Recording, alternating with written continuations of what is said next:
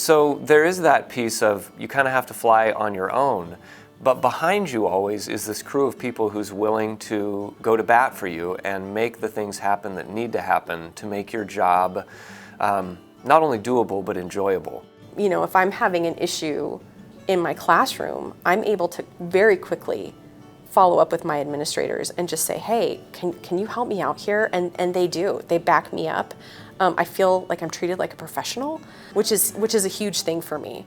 Well, it feels good to be trusted that you are the professional in that area and that you know what's best for the kiddos in your building, which is so nice. And then having that time to collaborate in the district with other school counselors and hearing in CLCs what they might be doing differently so that we can all work on being even a better counselor in our school.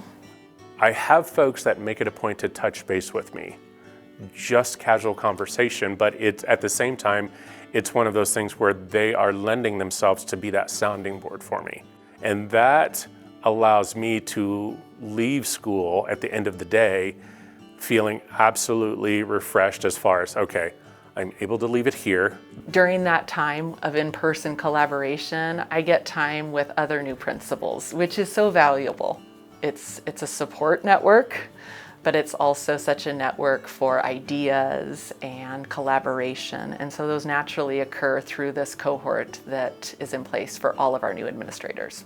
Obviously I have my district learning coaches, but then there's people like the reading specialists and the math coaches and the SPED specialists who can come into your building and help you because you're not an expert in that field, and then a teacher might get stuck specifically on content that you're like, I don't know how to work through this with you, so then you always have people to reach out to. You know, one of the things I said to him was, Braden, I just want you to trust yourself because you don't have to second guess. We are here to help you, but if you have an instinct about a certain way to teach something or a book that you're not comfortable teaching or that you would love to teach, talk to us about it. We are all here to help you. You know, I have 2 teaching partners that are amazing and we are all very different.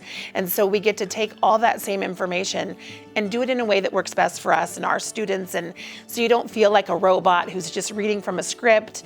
You get to just use everything that you have, including, you know, all the tricks and things that you've learned over the years and what's deep inside you as a teacher to really make it the best for everybody involved. And that's been great because I'm taking the same information, but I get to make it my own and teach it differently. And it's been great because the outcome of what the students are producing is exactly what we're looking for, but they made it their own. They give us all the resources and the help to figure out how that's going to look. And then it's, yeah, teach it your way and let's make sure we get these guidelines met. And that's really cool. I have all these other things that I can do with it. Like, I don't want to give major tests. I want to do projects, and my projects are going to look like this. And this is how you're going to show that you're learning what I've taught you. And everybody's okay with that. It's an art form, and it always will be an art form, and you can try and put steps in, and you can try and put different processes in, but the reality of it is teachers have to be able to know what their kids need and how to get the best out of them.